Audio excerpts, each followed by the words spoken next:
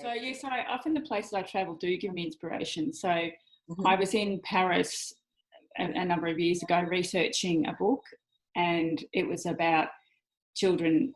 It was an adventure story set in Paris, and that's when I discovered the story about Muslims saving Jewish people at a Paris mosque during World War II, and that became my book Beyond Belief, which that's the one that's just come out. And so I was researching one story and I ended up writing a completely different one. So I think that's the thing as a creator, you have to be open to opportunities and also flexible. You know, there might be one story that you think you're writing and then you discover that a completely different story that you want to write. So you don't want to tie yourself into anything. Yeah, I think it's really having the freedom to create is the most wonderful thing, because you can create worlds. It's like with illustrations, you know, you can create a world, you can create characters, you have so much control over what happens in that world. So even if things are difficult in your own life, you can still immerse yourself in that world of your characters. And so I'd say that would be the thing I enjoy the most. And also when people read my books and I know that they've connected with them. And at one of my school visits, somebody came up to me, at one of the students, and said that Letters to Leonardo had changed their life. So when you get some kind of feedback like that, it really makes you feel that as a creator, you've created something really important. Would you like to share some of the challenges of being a writer and maybe how you overcome them? Because I know some of the kids viewing this little video I'm making might, want some ideas on that too. You have to stay motivated. You have to find your own inspiration and not compare yourself to anyone else, because everybody's journey is different. So there might be someone that easily gets their first book published and it takes you a while, but you shouldn't think about how other people are going. It's really your own personal journey, and you might find that their book was published but didn't do as well, and then yours does really well. So I think that's one of the hardest things, particularly with the modern world and everybody comparing themselves to everyone else. Mm-hmm. I think that's a hard thing. One of the other things is that I find that a lot of ideas come to me at night just before I go to sleep. Mm-hmm. And I used to think that I would remember them in the morning. And so I would just go off to sleep and then I'd wake up in the morning and I wouldn't remember them.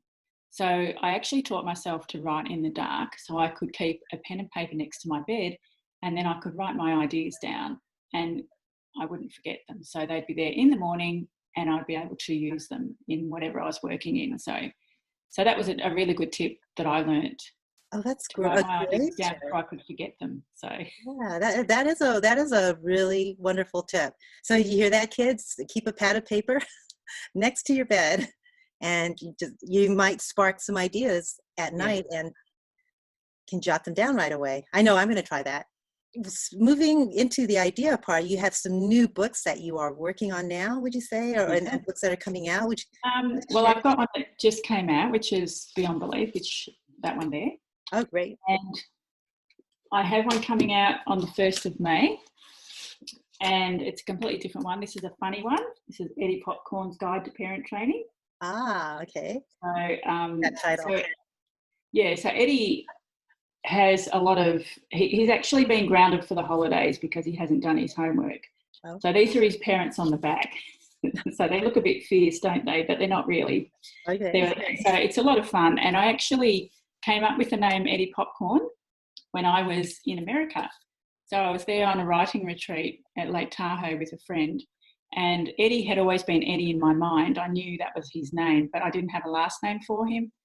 And we were staying at a place that had a popcorn machine, and I thought, popcorn, it's perfect. That's perfect for this character. Do you have any jokes to share with the audience today? I have a couple. Okay. So I thought a couple of rainbow ones maybe. Okay, sounds good. Okay, so where does a naughty rainbow go? Where would a naughty rainbow go? Where? To prison. Oh. Love it. That's and great. Did you hear about the pilot who flew through a rainbow when he was going for his license test? No, I haven't.